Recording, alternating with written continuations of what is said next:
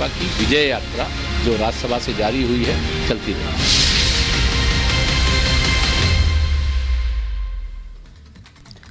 और यूपी राज्यसभा चुनाव के रण में एक बार फिर से सीएम योगी आदित्यनाथ ने अखिलेश यादव को पछाड़ दिया है। तो वहीं अखिलेश यादव की पीडीए मानो दम भर रही है हार का, और उसके बाद अखिलेश यादव अपनी हार का जिम्मेदार सरकार को ठहरा रहे हैं। तो वहीं समाजवादी पार्टी की सदस्य पल्लवी पटेल वहां धन्यवाद दे रही है सीएम योगी आदित्यनाथ को पारदर्शी चुनाव कराने के लिए। देखिए इसी से जुड़ी एक खास रिपोर्ट।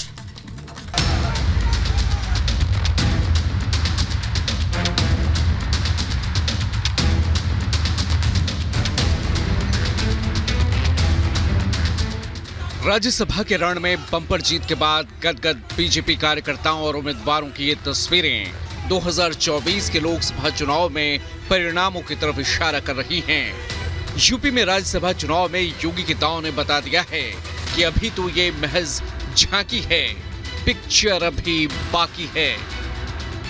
जरा गौर से देखिए, ये वो चेहरे हैं जिन्होंने राज्यसभा के रण में जीत हासिल की है।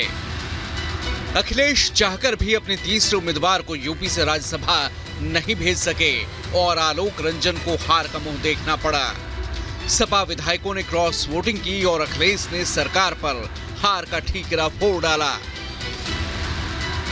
कौन नहीं जानता है कि भारतीय जनता पार्टी जीतने के लिए कोई भी हथकंडा अपनाएगी। भारतीय जनता पार्टी ने सब कुछ किया है वोट लेने के लिए, और जो लोग गए हैं उनमें साहस नहीं रहा होगा सरकार के खिलाफ खड़ा होने में। एक तरफ जहां अखिलेश अपनी हार के लिए सरकार को कोसने में कोई कोताही नहीं बरत रहे थे, तो वहीं पल्लवी पटेल ने अखिलेश से अलग राय रखते हुए सीएम योगी की तारीफ की है।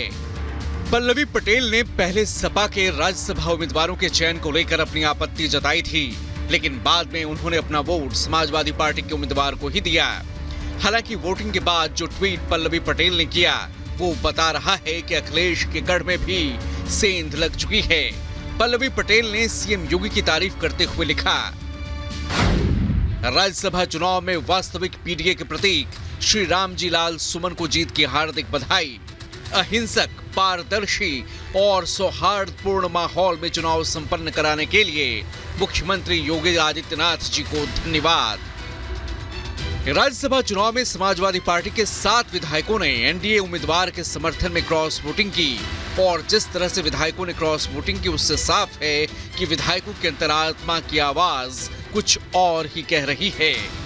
हमें निश्चित तौर से भारतीय जनता पार्टी चूंकि सुशासन के पक्षधर रहती है, विकास की पक्षधर रहती है, गरीब कल्याण की पक्षधर रहती है, और माननीय नरेंद्र मोदी जी के नेतृत्व में देश आगे बढ़ रहा है और आदरणीय योगी आदित्यनाथ जी के नेतृत्व में उत्तर प्रदेश आगे बढ़ रहा है, तो लोगों को विश्वास हुआ कि अगर विकसित भारत बनाने का संकल्प कोई सफल कर सकता है तो वह माननीय नरेंद्र मोदी जी कर सकते हैं। ये शुभ संकेत है कि लोकसभा के चुनाव में उत्तर प्रदेश की जनता 80 में से 80 सीट भारतीय जनता पार्टी को देने के लिए तैयार है, और तीसरे बार प्रधानमंत्री मोदी जी को उत्तर प्रदेश से 80 में से 80 लोकसभा सीट मिलेंगी।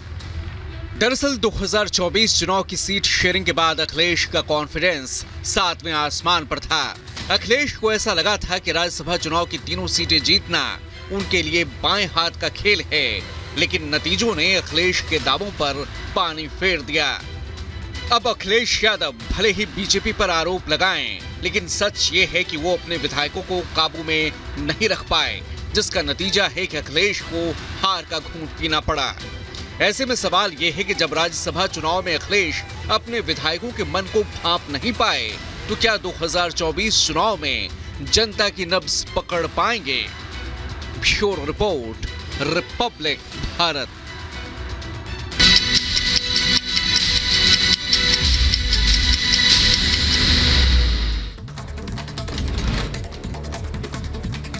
हिमाचल में संकट में सुक्खू सरकार, सूत्रों से खबर। बीजेपी सुक्खू सरकार के खिलाफ ला सकती है अविश्वास प्रस्ताव।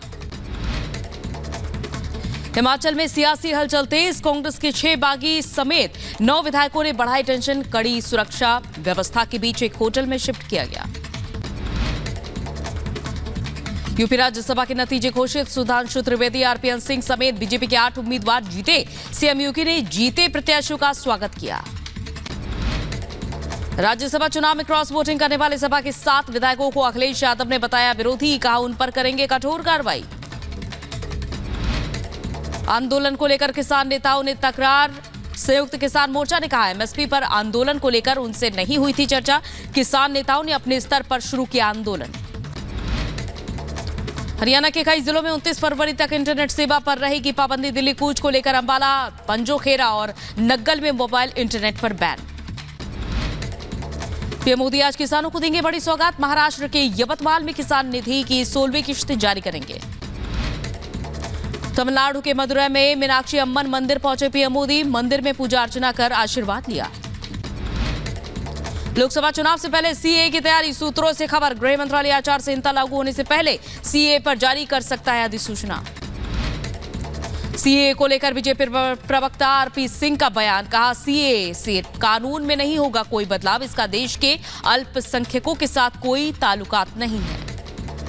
आंध्र प्रदेश में इस साल होने वाले विधानसभा चुनाव में बीजेपी ने झोंकी अपनी ताकत। राजनाथ सिंह ने जनसभा को संबोधित किया, कहा आंध्रा में बीजेपी की सरकार बनने से दुनिया की कोई ताकत नहीं रोक सकती। बिहार में महागठबंधन को एक और झटका, महागठबंधन के 3 विधायकों ने बदला पाला। कांग्रेस के 2 मुरारी गौतम, सिद्धार्थ गौरव और आरजेडी की संगीता कुमारी बीजेपी के साथ। यूपी के फिरोजाबाद में पुलिस की बड़ी कार्रवाई, मुठभेड़ में बदमाश को गिरफ्तार किया, गोली लगने से बदमाश घायल।